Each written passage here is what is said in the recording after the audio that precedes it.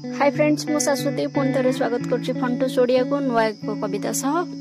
कविताटी संपूर्ण भिन्न धारणार भावना को नहीं लिखित। भावना केमिति लागिला निश्चय लिखि जणैबे। एबे कविता आरंभ करिबा। कवितार शीर्षक अलोड़ा पु।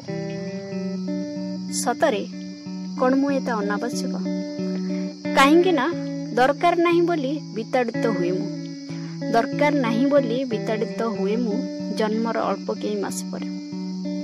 प्रकृति निकटे नहीं शरण जन्मित माठू दूरे मु बुले बणरे वन्य जंतु सम। प्रकृति निकटे नहीं शरण जन्मित माठू दूरे मु बुले बणरे वन्य जंतु सम।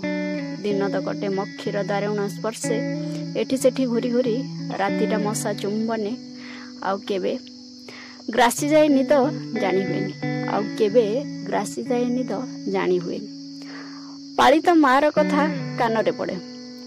पुओ को आकट करी वर्षा जे घेराइजर स्वपुत्र को बुझाई दिए आदरे। तेबे तेबे से केमिति भूलीगला मो कथा। आश्चर्य लगे मार मातृत्व तार कहीं गला मते केबे बुझा पड़े ना। केबे कहाठू टिके स्नेह तो मिलेनी, मिली अनेक प्रहार। केबे कहाठू टिके स्नेह तो मिलेनी, मिली अनेक प्रहार। अनेक कुहंती नंदी वृष पुणी करंती केमिति अपमान। अनेक कुहंती नंदी वृष पुणी केमिति करंती अपमान। शुणिथिली मातृगर्भे सभी एंठी तो दारक लोड़ंती।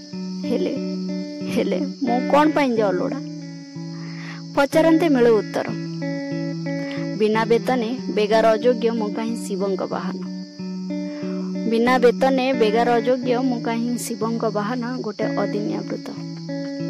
भाभी भाभी बुझिनी निजे भाभी भाभी बुझिनी ये सतरे मनीष जातिटा केड़े भिन्न संपूर्ण स्वार्थर गलम। भिन्न धरणर रचना केमिति लागिला ताहा लेखि जणैबे एवं परवर्ती समय रे देखा हबो नुआ किछि रचना सह। आज पई विदाय।